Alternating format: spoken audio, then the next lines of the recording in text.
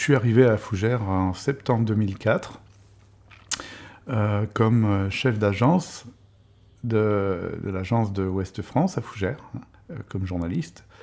Et j'y suis resté jusqu'à 2005. J'ai fait un quinquennat à Fougères, à la fois donc comme reporter, comme animateur du réseau de correspondants, comme représentant d'Ouest France sur Fougères. Donc c'est ce que j'appelle, ce que nous appelons dans le métier le journalisme localier, celui qui s'immerge complètement dans la vie locale et qui met en place ces outils journalistiques pour traiter l'ensemble de l'actualité locale de Fougères-Ville et des cantons du pays de Fougères. Saint-Aubin, Louvigné, Entrain, Saint-Brice-en-Cogle. En arrivant à Fougères, qu'est-ce que vous connaissez de cette ville ? Je vais vous raconter une histoire. Je la connais par sa tradition ouvrière depuis longtemps, parce que je suis quelqu'un d'Ille-et-Vilaine. Je suis né dans un petit village à Bois-Trudent, mais de l'autre côté de l'Ille-et-Vilaine, au sud-est de Rennes. Donc pour moi, Fougères, c'est lié à cette histoire-là. Curieusement, plus la tradition ouvrière que le château. J'ai un souvenir d'étudiant. J'étais étudiant en 1976, et à l'époque, c'était encore la période où les étudiants voulaient plus refaire le monde que de bâtir leur propre destin, ce qui était le mien. Et donc, je me souviens que le 1er mai 1976, je suis venu en stop manifester aux côtés des ouvriers de Fougères, de Réau, à l'époque, pour les soutenir, entre guillemets. Je dis tout ça avec un peu de recul, parce que, bon, le soutien étudiant-ouvrier, c'était plus une idée étudiante qu'ouvrière. Mais, donc, le souvenir que j'avais de Fougères, c'était ce 1er mai 1976, des soirées de soutien, parce que j'avais suivi de près la lutte des Réaux, et je me souviens des soirées de chanteurs qui étaient venus soutenir la lutte des Réaux dans la grande usine qui est aujourd'hui les Ateliers. Je me souviens d'un concert de Lenny Escudero qui avait marqué les ouvriers, et en même temps qui les avait un peu troublés, parce que Lenny Escudero était quelqu'un, un beau chanteur, un peu efféminé, et il avait essuyé ce soir-là des colibets mal placés, et je me souviens qu'il avait arrêté son spectacle pour marquer le coup. Et donc, quand je suis arrivé en Fougères à 2004, j'avais un peu tout ça en tête, mais j'étais loin de m'imaginer que j'allais assister, durant mon quinquennat, à un tournant, peut-être à la fin de la tradition ouvrière à Fougères. Je vais un petit réglage sur le son. Et ça, c'est vraiment... je ne sais pas si j'ai raconté ça, mais j'étais venu en stop. Et puis, je me souviens que... Mais bon... Si, on va repartir de ça. Très bien. Et donc, j'arrive en septembre 2004, je prends mes fonctions, je fais connaissance avec l'équipe, il y avait deux autres journalistes et puis les correspondants. Et puis bon, je me dis, bon, j'ai le temps un peu de prendre connaissance des dossiers, etc. Ben non, j'ai pas eu le temps du tout, puisque le lendemain de mon arrivée, j'apprends, en fin de journée en plus, que la cristallerie dépose à nouveau son bilan. Alors, je savais que la cristallerie avait des difficultés, mais je ne pensais pas que ça reviendrait si vite. Et là, du coup, je me souviens encore d'être allé tout de suite dans le bureau d'Anne Philippe, la directrice de la cristallerie à l'époque, et puis lui, d'abord vérifier l'information qu'il y avait bien un dépôt de bilan, et puis demander pourquoi. Et là, je trouve une directrice en pleurs, qui m'explique que la dernière expérience de rachat par les salariés de la cristallerie arrive à terme, qu'ils font plus face, et que là, ils peuvent plus faire autrement que déposer le bilan. Et elle me laisse entendre que là, ça risque d'être la fin de la fin. Et Et je découvre du coup, à travers son émotion, ses larmes, et les quelques mots qu'elle prononce, je découvre l'importance de la cristallerie à Fougères, hein, la particularité de ce métier et de ce qu'il représente. Le cristal, la cristallerie. Moi qui pensais chaussures, j'ignorais le poids de la cristallerie. Et du coup, elle me parle d'un homme dont je vais après à qui je vais beaucoup m'intéresser, c'est l'abbé Bridel. Parce qu'elle me raconte l'histoire, je lui dis mais comment c'est arrivé? Alors, elle me dit, vous savez, c'est une longue histoire qui démarre avec un certain abbé Bridel, curé abbé démocrate, etc. Et une cristallerie, la cristallerie qui succède à une autre entreprise paternaliste au début du XXe siècle, etc., etc. Et là, je découvre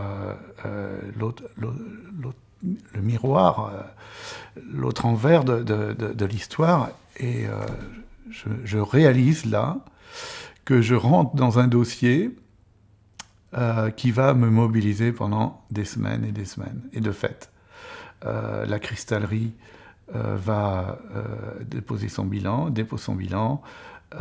il n'y a pas de repreneur, et progressivement, on va aller de prolongation du dépôt de bilan, et puis jusqu'à la liquidation judiciaire, et je vais assister comment dire, à l'agonie un peu de la cristallerie. Et j'en ai été fort moi-même. Je suis journaliste, donc je suis censé mettre de la distance, hein, mais ça me touche tellement que j'y vais aussi parfois à titre personnel, et je vais me dire, je sais que cette entreprise centenaire va disparaître, je sais qu'un savoir-faire exceptionnel va disparaître, je veux en profiter jusqu'au bout. Hein. Et j'étais souvent dans les ateliers, j'avais créé des liens avec des salariés, des verriers. Du coup, je suis allé souvent vérifier, etc. Et puis le 1er mai 2005, j'apprends que le four a été éteint. Un four qui n'avait jamais été arrêté durant des années et des années. Et ça signifiait là la fin totale de l'activité cristallerie. Et ça, je l'ai raconté. Et vous voyez, ça, c'est l'histoire de la cristallerie qui m'a beaucoup touché. J'ai ensuite plaidé pour qu'on conserve, plaidé entre guillemets, hein, pour qu'on conserve les locaux. Hein, en tant que journaliste, j'appuyais un peu ça, pour témoigner de cette mémoire ouvrière. Comme Fougères l'avait entrepris pour l'usine Réau de Fougères, l'usine de la chaussure, qu'ils ont transformée ensuite en atelier. Et moi, j'estimais, et je l'ai dit souvent au maire de l'époque, Jacques Faucheux, qu'il fallait garder des traces. Et ils m'ont dit, pas possible, il y a trop d'amiante, c'est trop pollué. De fait, il travaillait le plomb, hein. Le cristal c'est avec du plomb, et les produits chimiques et tout, c'était hyper pollué. Et donc l'argument de raser et de dépolluer était parfaitement convenable. Mais peut-être qu'entre tout raser et puis garder des choses, il y avait peut-être un moyen terme. Il y avait peut-être l'idée, par exemple, de garder la cheminée. Cette fichue cheminée qui est emblématique, hein, de Fougères. Et souvent, j'ai écrit qu'il fallait garder cette cheminée et s'en donner les moyens. Ils ne se sont jamais donné les moyens de garder cette cheminée. Et forcément, un jour, l'argument est arrivé, elle est en si mauvais état qu'elle est un danger public et qu'il faut l'abattre. Et ils l'ont abattue. Et de fait, la cheminée emblématique de la cristallerie de Fougères s'est effondrée. J'avais dit d'ailleurs, je voudrais être là lorsque vous la démolirez, mais évidemment personne ne m'a prévenu, parce qu'on savait un peu le poids que je mettrais dans cette affaire-là. Et je me suis longtemps demandé pourquoi Jacques Faucheux, qui était maire de l'époque, un grand maire, hein, pour moi, de même qu'avant il y avait eu aussi un autre grand maire, Michel Cointat. Je me suis toujours demandé pourquoi Jacques Faucheux finalement, ne tenait pas, lui qui était pourtant attaché au patrimoine, qui était attaché à l'animation socioculturelle, qui était de sensibilité proche du milieu ouvrier, par ses engagements. Pourquoi il faisait la sourde oreille à la maintenance de ce souvenir de la cristallerie? Et en fait, j'ai compris un peu plus tard, quand j'ai analysé toute son action, Jacques Faucheux est arrivé en 1983 aux affaires, à Fougères, maire PS. Il succédait donc à Michel Cointat, maire RPR, ancien ministre de Georges Pompidou. Et Jacques Faucheux est arrivé au moment où le traumatisme de la fin de la chaussure se faisait le plus sentir, parce que progressivement la chaussure a décliné dans les années 60-70, et le paroxysme a été l'affaire Réau, qui a été une affaire d'ordre national. Et donc, et lui, Jacques Faucheux, c'était un parti pris. Il disait Fougères doit tourner la page. Et la meilleure façon de tourner la page, c'est pas de se remémorer, de se complaindre dans le souvenir, de cultiver une nostalgie, c'est vraiment de tourner la page. Et avec quoi on peut tourner la page? Avec nos autres atouts, qui sont le château, et puis qui sont l'agroalimentaire, qui sont aussi, je dirais, à Fougères, il y a une riche vie associative et culturelle. Et donc, il a lancé, en 1985, le fameux Salon du Livre.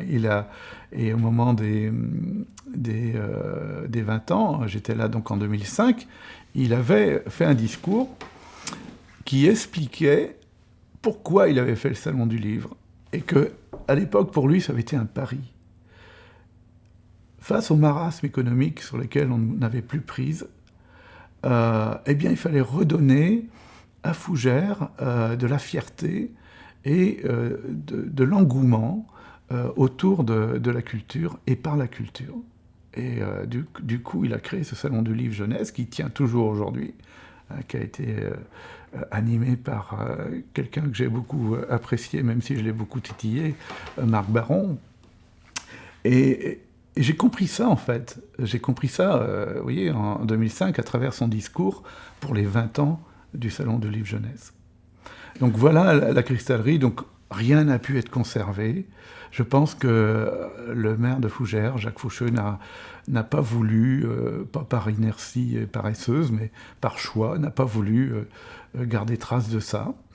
À l'inverse, il a su, il faut lui reconnaître ça, transformer le grand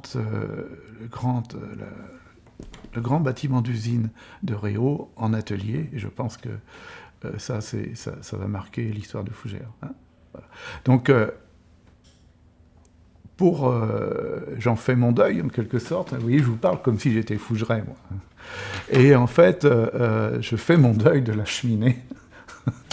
Alors, mes collègues à Fougères me disaient que j'en faisais quand même un peu trop. Et moi, j'étais tellement ému par tout ça que j'y allais vigoureusement. Et puis, si vous voulez, donc on se remet tranquillement du séisme que représente la fin de la cristallerie. Et par ailleurs, il y a un clignotant qui se met au rouge, dont on ne pensait que ça ne viendrait pas si vite, c'est la laiterie Nazar. Et là, j'ai eu quelques alertes, mais on se disait dans un bassin laitier, ça on est en 2005, vous voyez, dans un bassin laitier comme Fougères, franchement, il y a un réseau de producteurs de lait. Comment une entreprise comme celle-là, bien assise, mais certes un peu engoncée dans son site à Saint-Sulpice, au pied du château, avec un passage de camions, la noria des camions Nazar qui serpentent dans les rues étroites de Saint-Sulpice, ça fait longtemps partie de l'histoire aussi de Fougères, ça. Mais on imaginait que que ça perdurerait, en fait. Hein. Et en réalité, malheureusement, les clignotants qui étaient orange sont passés au rouge. Et je crois que c'est fin 2005, il a fallu se pencher et suivre l'agonie, une nouvelle agonie, d'un fleuron de l'activité industrielle à Fougères, c'est la laiterie Nazar. Et autant je m'étais passionné pour la cristallerie, d'ailleurs au point pour la cristallerie que j'avais passé mes vacances à sillonner tous les bassins de verriers du nord-est de la France pour comprendre le truc. La fin de la laiterie Nazar, eh bien, oui, c'était inimaginable, mais c'est arrivé. Alors, sur les raisons elles-mêmes de la chute de la maison Nazar, il y a bien des versions qui circulent. Je pense que vous avez rencontré Hélène Nazar qui vous a expliqué qu'elle a été quasiment attaquée et assassinée, entre guillemets, par des banques. On est dans un contexte laitier aussi de regroupement des laiteries, hein, à l'époque. L'Europe est toujours après les quotas laitiers, donc c'est un secteur qui remue beaucoup. Et les laiteries, les petites laiteries indépendantes sont menacées, hein, et par des grands groupes, et elles sont dans l'œil de certaines banques. Et effectivement, je crois que cet ensemble de raisons font que la laiterie Nazar va couler. Et elle va couler avec dignité, on va dire. Hein. Sans heurts, contrairement... même d'ailleurs la cristallerie de Fougères, le dernier carteron d'ouvriers, il n'y a pas eu de révolte, de grève massive, etc. Et je me souviens pour Nazar d'avoir vu un défilé où il y avait à la fois les dirigeants, les ouvriers, le maire, qui sont venus manifester devant Paribas, puisque c'était la banque qui était incriminée, pour leur dire de revenir sur leur position, devant le Crédit Agricole. Il y a eu des œufs qui ont été lâchés, mais après, cette manif là, l'affaire est restée intra-Nazar, et progressivement, l'entreprise a coulé. Il y a eu un dépôt de bilan, évidemment, puis après liquidation judiciaire. Et moi, j'ai suivi tout ça de près. J'étais à la fois proche des ouvriers, proche de la direction. J'aimais beaucoup la compagnie d'Hélène Nazar, et puis surtout de sa mère, Jacqueline. Je me suis replongé dans l'histoire de cette famille arrivée dans les années 50 à Fougères. J'ai mesuré aussi le rôle de M. Nazar père, qui était un dirigeant d'entreprise du début des 30 Glorieuses, à la fois avec plein d'idées, le souci de s'occuper à la fois de l'activité et de son personnel, avec, pour moi, au bon sens du terme, un paternalisme chrétien. Et il faisait partie, à Fougères, si vous voulez, de ce réseau de chefs d'entreprise façonnés par le christianisme et qui étaient à la fois très, très pointus sur leur activité économique et qui en même temps portaient un certain nombre de valeurs humanistes et chrétiennes. Et ça me fait penser à Jean-Baptiste Martin. Ça me fait penser aussi, dans un autre sens, à M. Jean Madelin, qui a été maire de Fougères, mais qui a surtout été directeur de la cristallerie pendant 30 ans, je crois, après la guerre et jusqu'à dans les années 70. Hein, il était dirigeant, lui, de la cristallerie en tant que coopérative. Voilà. Moi, j'essaye de comprendre dans ce contexte de rapports sociaux particuliers, parce que teinté de christianisme, que ce soit dans le milieu ouvrier, dans le milieu du patronat, comment est-ce que vous arrivez à expliquer que l'affaire Réau, c'est une occupation, une des plus grandes longues occupations en fait d'entreprises par une partie du personnel en France, je pense. Oui, voilà. oui. Et à côté de ça, voilà, la cristallerie ferme sans grande mobilisation en fait, ni de la population, ni personnel de l'établissement, et idem pour Mazars. Comment vous expliquez ça? Parce que le contexte n'est pas le même. Entre le long conflit Réau et la chute de la cristallerie, puis de la maison Nazar, puis d'autres usines de chaussures, le contexte n'est plus le même. Il faut bien remettre le contexte de la lutte Réau qui a lieu dans les années 75 sous Giscard d'Estaing, au moment de l'affaire LIP. Je ne sais pas si ça vous dit quelque chose, mais c'est quand même un conflit emblématique où les ouvriers avaient occupé leur usine et avaient voulu remettre en marche, sous forme de coopérative, l'activité horlogère à Besançon. Et donc, Fougères s'inscrit un peu dedans. Et Réau, à l'époque, est la dernière grande activité de chaussures. Bon, certes, il reste JB Martin, il en reste une autre aussi, dont j'arrive pas à me souvenir le nom, mais on va peut-être y arriver. Bertin aussi. Mais moi, j'ai pas connu Bertin en activité. J'ai connu Bertin seulement... j'ai connu Fermé, en fait. Mais il y en a une autre. Et donc, c'est pas la même période, si vous voulez. Et comme tout va très vite à ce moment-là, si vous voulez, la fin du conflit Réau, c'est au début des années 80. Fin des années 80, plutôt. Fin des années 80. Et la fin de la cristallerie, c'est 20 ans plus tard, quasiment. Ou 15 ans plus tard. Et le temps a passé. Et puis les salariés de chez Réau se sont reconvertis. Il faut rappeler quand même qu'à Fougères, il y a un bon tissu agroalimentaire qui emploie de la main-d'œuvre à la fois à durée déterminée et en CDD.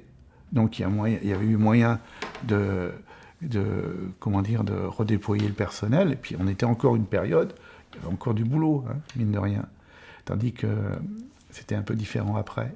Et puis, il ne faut pas oublier qu'à Fougères, vous avez le fleuron que constitue la Sagem, qui à l'époque c'était la téléphonie mobile, aujourd'hui c'est Safran et les équipements militaires.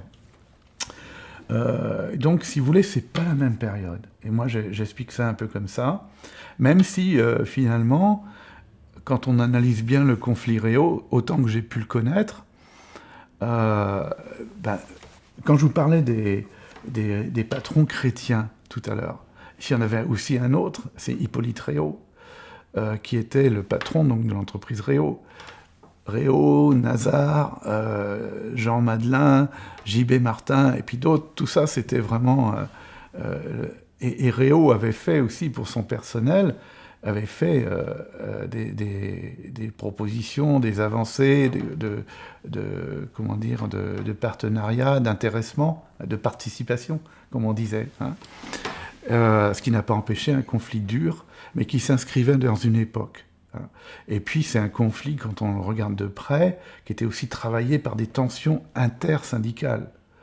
Et il y avait, dans les syndicats, il y avait aussi des meneurs, des leaders qui avaient un certain charisme, mais tout compte fait. Même s'il y a eu, si vous voulez, des actions d'éclat, au moment de l'affaire Réau, des conseils municipaux particulièrement troublés, agités. S'il y a eu des manifestations importantes, il n'y a pas eu à Fougères. Peut-être qu'il y a eu quand même quelqu'un qui a eu un œil crevé, je crois, un œil tout de même. Mais bon, c'est resté un conflit fort, c'est sûr, emblématique, mais qui a été aussi traité à la fougeraise, en quelque sorte, avec quand même du respect. Alors, est-ce qu'on peut développer un peu ce point-là? C'est-à-dire que Fougères, c'est une petite ville industrielle comme il y en a à cette époque-là beaucoup en France. Mais c'est une ville qui est située en Bretagne et qui est située dans un contexte, on va dire, culturel et religieux particulier qui permet peut-être de créer un ciment entre les différentes strates, on va dire, sociales de la société, différent de ce qu'on peut trouver ailleurs en France. Je pense. Après, moi, je vais rester prudent parce que je ne suis pas un spécialiste du mouvement ouvrier et je ne suis pas un sociologue ou quoi que ce soit. Je crois qu'il y a une singularité fougeraise dans le fait que c'était à la fois... je crois qu'à Fougères, on pouvait être chrétien et à la CGT. J'ai souvent eu des témoignages de gens qui me racontaient que leurs parents, quand ils étaient dans la chaussure, étaient au syndicat, et donc souvent qualifiés de rouge, mais en même temps ils allaient à la messe le dimanche. Et c'était, je raconte cette apparente contradiction pour situer un peu l'esprit de Fougères. Moi, je pense qu'il y a, que je vous ai dit tout de suite, Réau, ça a été un conflit aussi, malgré son importance nationale, malgré, etc., ça a été traité à la fougeraise. Je crois qu'à Fougères, de par la taille de la ville aussi, hein, de par l'esprit des gens, eh bien, il y a en quelque sorte, il y a toujours eu un souci de dialoguer et surtout d'éviter des affrontements qui diviseraient la ville. Des affrontements tels que ça créerait des clivages. Et je pense qu'à la fois à la cristallerie, hein, où les ouvriers ont été dignes jusqu'au bout, même s'ils en étaient fort tristes, chez Nazar, où les ouvriers, le syndicat avait fait pour la forme des manifestations, et puis en même temps avait entendu la version de Madame Nazar, et savait qu'il fallait prendre en compte les réalités du contexte laitier de l'époque, et puis qu'il n'y avait plus grand-chose à faire. Il y a un autre aspect quand même chez Nazar, c'est quand même que sa situation géographique ne l'arrangeait pas. Il faut bien reconnaître que c'était bon dans les années 50, 60, mais avec l'afflux de touristes autour du château, sa situation un peu, un peu engoncée, ne l'arrangeait pas. Et donc c'est vrai qu'il y avait aussi des bonnes raisons de tourner une page. Mais malgré tout, vous voyez, il y avait quand même ce souci-là, tout en affirmant ses positions, de rester toujours dans un rapport humain, un rapport de dialogue, je dirais, qui résume un peu l'esprit fougerais. Et quand on revoit l'histoire de Fougères dans les années, tout au long du siècle dernier, on retrouve ça. Hein. Si vous voulez, je crois que ça me permet de revenir un peu aussi sur l'abbé Bridel, parce que je crois qu'il faut... je ne sais pas si vous avez eu l'occasion d'en parler, mais c'est une figure éminente. Et d'ailleurs, me revient tout le temps cette image qui aussi peut illustrer le climat dont je viens de vous parler. C'est cette statue de l'abbé Bridel qu'on a place Lariboisière, où on voit la statue de l'abbé Bridel, et dessous, il est écrit « La classe ouvrière reconnaissante ».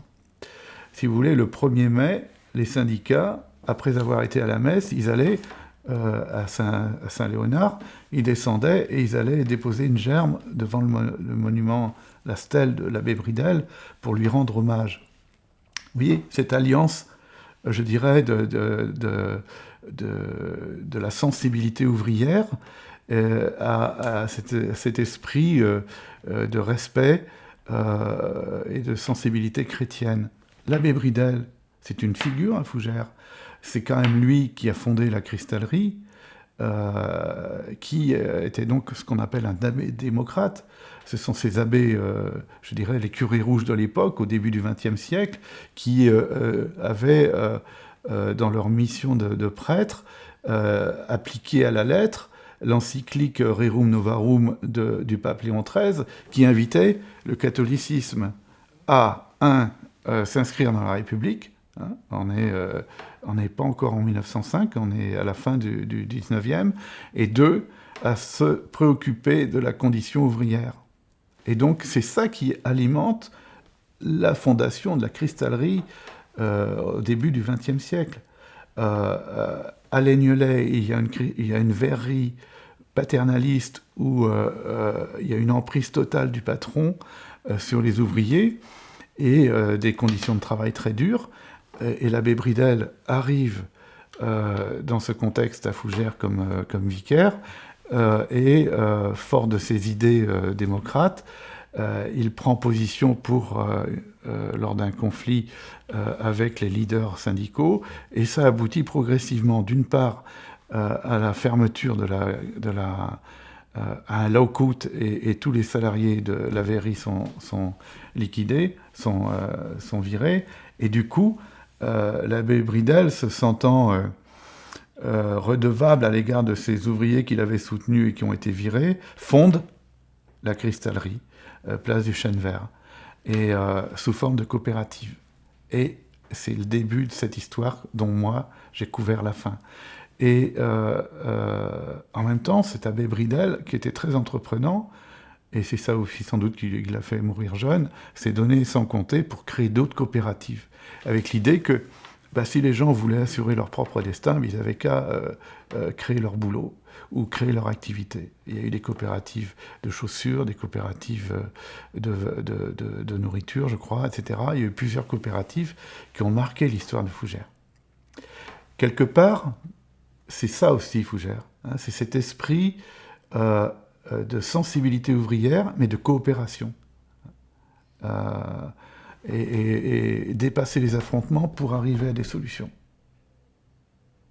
C'est ma façon de voir. Peut-être que j'idéalise. Peut-être aussi que moi j'ai passé 5 ans, mais c'est en lisant beaucoup de choses parce que Fougères a été considérée, on dit Fougères l'ouvrière, longtemps Fougères a été considérée dans l'ouest de la France comme une ville rouge, hein, du fait des grèves. Mais moi, j'ai jamais pensé qu'elle était aussi rouge que ça. Elle est effectivement, elle a été marquée par une tradition ouvrière. Il y a eu effectivement des conflits durs. Il y a eu des conflits quand l'industrie de la chaussure s'est développée, quand on a fait venir des machines qui remplaçaient les hommes. Évidemment, quand vous pensez que quand même la moitié de la population ouvrière travaillait dans les chaussures, on a compté jusqu'à 11 000 personnes qui travaillaient dans les usines de chaussures, des grandes entreprises, et puis aussi des tout petits ateliers dont on voit encore la marque dans les rues de Fougères. Donc ça façonnait une ville. Et forcément, lorsque tout ça s'en va, c'est comme un bassin sidérurgique qui s'effondre. Hein, c'est ça, hein, l'histoire. Et donc, voilà un peu... donc Fougères la Rouge, oui, mais c'était parisien un petit peu ça. Quand on regardait ça de plus près, certes, Jean Jaurès, il est venu à Fougères soutenir les ouvriers. Il y a eu une résonance nationale des problèmes fougerais, mais qui était parfois un peu vu de loin. Mais quand on regarde ça de plus près, c'est pas aussi tranché que ça. Finalement, pour la personne qui arrive de l'extérieur, il reste très peu de traces de ce monde-là, et qu'il faut vraiment creuser. En fait, cette mémoire aujourd'hui, son siège, c'est la mémoire individuelle, c'est-à-dire c'est la mémoire des personnes qui ont travaillé, enfin qui ont travaillé dans les différents secteurs industriels. Est-ce que selon vous, cette mémoire, elle est monobloc? Est-ce que... Moi, j'ai le sentiment, en fait, en rencontrant les différentes personnes qu'on a rencontrées, qu'il y a une forme de conflit de mémoire, en fait. Les gens ont du mal à parler du monde ouvrier d'une seule voix. Voilà. À quoi c'est dû, ça, Parce que le monde ouvrier n'est pas monolithique, hein, de toute façon. Et que même à Fougères, même si, je crois, la CFDT, plutôt réformiste, avait quand même plus ou moins été le syndicat le plus important, à côté, vous aviez quand même des sections syndicales CGT qui remuaient un peu. Hein. Et donc, rien que ça, sur le plan des syndicats, La CFDT va un peu dans le sens que je vous ai développé tout à l'heure, mais à côté de ça, vous avez comment dire, un paysage syndical un peu diversifié. Après, vous aviez aussi, dans certaines entreprises, des patrons qui étaient plus ou moins respectés que les autres. Hein, les patrons humanistes et chrétiens l'ont peut-être été davantage parce qu'ils avaient accordé des droits que d'autres qui n'avaient pas ces scrupules-là. Hein. Après, sur la mémoire ouvrière, elle n'est pas d'un bloc parce que, je dirais, il y a autant de familles que de mémoire. Il y a peut-être autant de salariés que de mémoire. Ce qui est frappant, c'est que quand il y a eu des portes ouvertes pour les ateliers, lorsque il y a eu l'inauguration et tout, il y a eu des expressions. Les gens sont venus en nombre, évoquer, venir d'abord voir, et puis évoquer leurs souvenirs. Mais c'est très diversifié. Et en même temps, il y a à la fois dans le souvenir une ambivalence, c'est-à-dire qu'il y a de la nostalgie d'une époque où on était, les salariés entre eux, du fait des conditions de travail quand même difficiles, étaient solidaires, et il y avait une vraie vie de famille dans les entreprises. Et les gens étaient, Gérard peut en témoigner, quand il est passé dans les ateliers, il y avait quand même une sacrée ambiance, même si les femmes se tiraient le chignon, même si, etc. Mais comme dans toute famille, il y a des conflits. Malgré tout, il y a un attachement. Et il y avait, dans l'expression de ces salariés au moment des ateliers, il y avait cette idée-là que c'était quand même, dans ce temps-là, ça façonnait notre vie. Il y avait du lien social, on était ensemble. Bon, on n'était pas toujours d'accord. Il y avait des bonhommes qui piquaient les femmes des autres. Ça se passait pas toujours, et puis ça picolait aussi, il faut bien reconnaître. Mais dans l'ensemble, il y avait cette nostalgie-là. Et puis en même temps, cette nostalgie un peu positive, en quelque sorte, était contrebalancée par tout de même des conditions de travail difficiles. Qui font que c'était pas toujours drôle d'aller au boulot. Quand la sirène sonnait lors de l'embauche, c'était pas toujours de gaieté de cœur que les gens allaient au boulot. Vous voyez. Et puis, donc, il y a eu ces conflits, l'histoire ouvrière, enfin, c'est comme l'histoire d'une famille, finalement. C'est comme l'histoire des familles. C'est jamais monolithique. On est bien dans sa famille, mais en même temps, il y a des tiraillements. Vous voyez, c'est ça que je veux dire. Et puis donc, ces usines, le climat social était différent selon qu'on était chez Bertin, que j'étais chez JB Martin, ou qu'on était dans d'autres boîtes, quoi. Voilà un peu ce que je peux dire. Voilà, tel que je sens les choses, en tout cas. En fait, on ressent ça de manière très très forte, c'est-à-dire qu'il y avait quand même un esprit d'entreprise. Oui. C'est-à-dire qu'avant tout, on était des JB Martin, ou on était des Réau, ou on était des Bertin, et les témoignages, de tous les gens qu'on a rencontrés parlent de ça. À tel point que moi, il y a des moments où je m'interroge, je me dis qu'est-ce qui dominait entre, on va dire, une conscience de classe et la conscience ou le sentiment d'appartenance à l'entreprise. Mais c'est pas l'un ou l'autre, ce sont les deux. C'est ça qu'il faut comprendre. Enfin, je me permets de vous le dire. Et c'est ça Fougère aussi. Fougère, mais je crois que c'est pas propre à Fougère d'ailleurs, d'une certaine façon. Je crois que quand on regarde l'histoire sociale, moi j'invite à éviter tous les manichéismes et les idéologies. Même si ce sont des grilles de lecture, les idéologies peuvent être des grilles de lecture. Et en fait, le monde ouvrier peut très bien vous dire d'un côté que les conditions de travail étaient difficiles, que les patrons étaient des salopards, et en même temps vous dire on était bien à l'usine, on était bien entre nous. C'était dur, mais on était bien, c'était notre vie. Et c'était une autre époque aussi, si vous voulez. Encore une fois, quand on parle aujourd'hui en XIX d'un monde qui n'est pas celui d'aujourd'hui. Hein. Et à Fougères, encore une fois, toute la vie de la cité tournait autour de la chaussure. Et toutes les familles, quasiment, étaient impactées par ce qui pouvait se passer dans ce secteur-là, directement ou indirectement. Et donc, encore une fois, il y a eu de l'idéologie. On est dans les années 80, 70, 80. Il y a eu des lectures marxistes, des lectures politiques, sociologiques, du monde ouvrier, des luttes ouvrières. Mais quand on y regarde de plus près, il faut se méfier des lectures purement à partir d'une seule grille. Et je pense que à Fougères, il y a eu la lutte des classes, oui, ben oui. Et en même temps, il y avait du paternalisme, il y avait des gens qui étaient bien, il y a des gens qui appréciaient leur patron, et qui n'étaient pas en train de dire, Réo, salaud, on aura ta peau. C'était un mélange de tout ça. C'était un mélange de tout ça.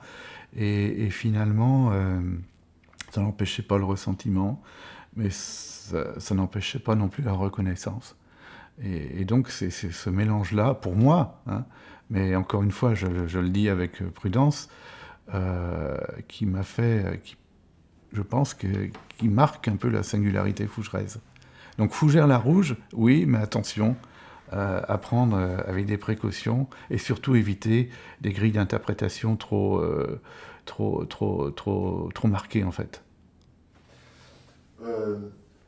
Aujourd'hui, on sent, voilà, en chaque personne, on sent cette espèce d'ambivalence, à la fois, voilà, chaque ancienne ouvrière, ouvrier porte en elle un sentiment de fierté d'avoir appartenu à cette histoire-là, et en même temps, un sentiment on va dire, il y a une forme de déterminisme. Bon voilà, j'ai passé ma vie comme ouvrier, j'aurais bien aimé peut-être faire autre chose, mais j'ai été emmené dans ce mouvement-là, donc quelque chose qui relève peut-être d'une forme de soumission aussi à une condition, ou d'acceptation, je ne sais pas. En tout cas... Résignation. Aujourd'hui, moi qui arrive de l'extérieur, je me dis que cette identité, elle semble peu reconnue, en tout cas elle est peu visible. Quel pourrait être, selon vous, qu'est-ce qui pourrait rendre visible en fait aujourd'hui cette identité pour celui qui, comme moi, traverse la ville? Bon ben voilà, on voit le château, on se dit, voilà, Fougères c'est une ville historique par son histoire liée au château, mais du point de vue de son histoire industrielle ou ouvrière, on ne voit pas grand-chose. Oui, mais je suis d'accord avec vous. Mais je pense, vous l'avoir déjà dit un peu à propos de la cristallerie, moi j'ai senti ça très vite. Si vous voulez que tout ce potentiel, cette vie passée, cette vie ouvrière qui a façonné la ville, devait avoir une mémoire à la hauteur de ce passé. J'ai senti très vite. Mais j'ai mis du temps à comprendre aussi que ce n'était pas encore le moment. Il y a un temps pour tout, pour la mémoire. On a mis du temps à parler de la Shoah. On a mis du temps à parler de la guerre d'Algérie. Hein, parce qu'il y a un temps pour tout. Et on peut mettre du temps à parler d'événements traumatiques qu'ont pu être les fermetures d'usines massives à Fougères. Et moi, je suis arrivé à un temps où c'était encore trop tôt. Et c'est ça, Jacques Faucheux me l'a fait comprendre. Aujourd'hui, plus que jamais, puisque j'ai l'occasion de vous en parler, je pense effectivement que Fougères devrait avoir, je reste toujours sur cette idée d'écomusée du monde ouvrier. Il y a tout ce qu'il faut. Il y a du matériel. Je suis sûr qu'on peut encore en trouver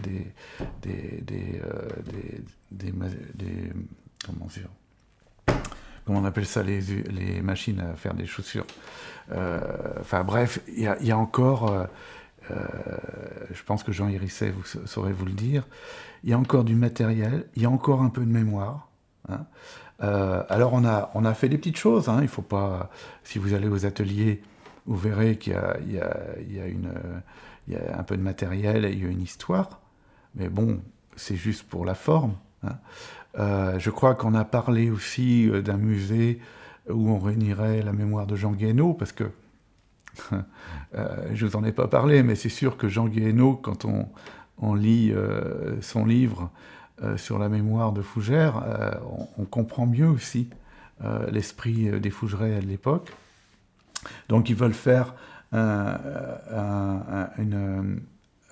musée sur Guéhenno. Et je crois que l'association La Sirène, qui elle, œuvre un peu dans l'esprit de ce que vous venez de dire, voudrait aussi développer cette idée qu'il faut donner à Fougères une mémoire, un établissement de mémoire à la hauteur de ce qui a été vécu, pas seulement pour la chaussure, mais je pense qu'on y arrivera. Et puis il y a un intérêt économique derrière ça. Parce que le château, c'est bien, il a été relancé, mais bon, ça durera un temps. Je crois qu'à côté, il faut... moi, j'aurais bien vu chez